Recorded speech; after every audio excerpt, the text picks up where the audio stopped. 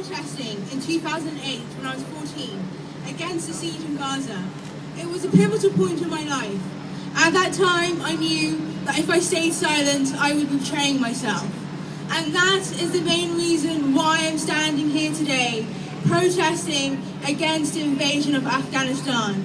Because neutrality and silence will not help the people of Afghanistan, but only fuel our government's desires to continue this futile war. Currently, right now, we're witnessing the destruction of our moral society. While the government here is telling us they can no longer afford to pay for the elderly, for the disabled, and our students, they're pumping billions into mutilating the landscape of Afghanistan and disfiguring its future generation by showering upon them depleted uranium. And yes, in favour of depleted uranium, they may deny us the quality of education we deserve. And yes, they may deter us from continuing our education because they're cutting our maintenance allowance. But we will not make it easy for them, for we shall fight not only for ourselves, but for the future generation, for the disabled, for the elderly, and for the Afghan people. Because the test for all civilizations is to care for its helpless members. We will not fail this test, for we shall be here, year on year, protesting until we rebuild our moral society. Thank you. Thank you for giving me the opportunity to talk at this rally, to condemn 10 years of war in Afghanistan. Woo! We are here to condemn it. We are here to condemn those who signed up to this war. We are here to condemn those who refuse to withdraw from this war. We condemn war, and we condemn them, and we will continue to resist. What do we, the British people, want? 74% want the troops out. But what does this government say? David Cameron says we will not withdraw till 2014. And if that wasn't enough, the so-called Middle East peace envoy, ex-Prime Minister Tony Blair, is calling for new wars against Iran and Syria. We do not want it.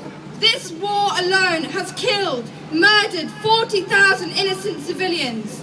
380 of our own British troops have died. We don't want it, and we cannot afford it. Because we cannot even pay for public transport. We cannot pay for voluntary services. Cuts to the elderly are happening, cuts to our police, amputations to the NHS, amputations to welfare services. And the voices of resistance are being gagged.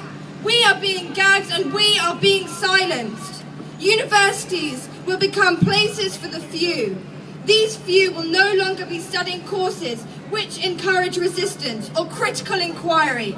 These courses are being cut, amputated. Instead, the government wants students to study courses which are of benefit to society. This government wants students to study courses of benefit to the status quo. We are being gagged and protesters are being punished. The Whitehall kettled us like cattle, student and child protesters.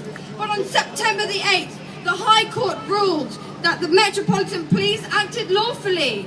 They acted lawfully to stop us and try to silence us. They can do what they like, but we will not be defeated.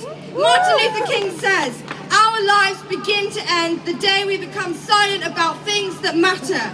This matters, the Afghani people matter, and we will not be silent.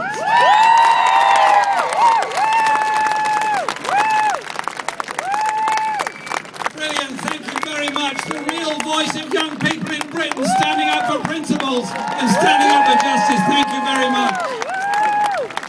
The next speaker is difficult to introduce.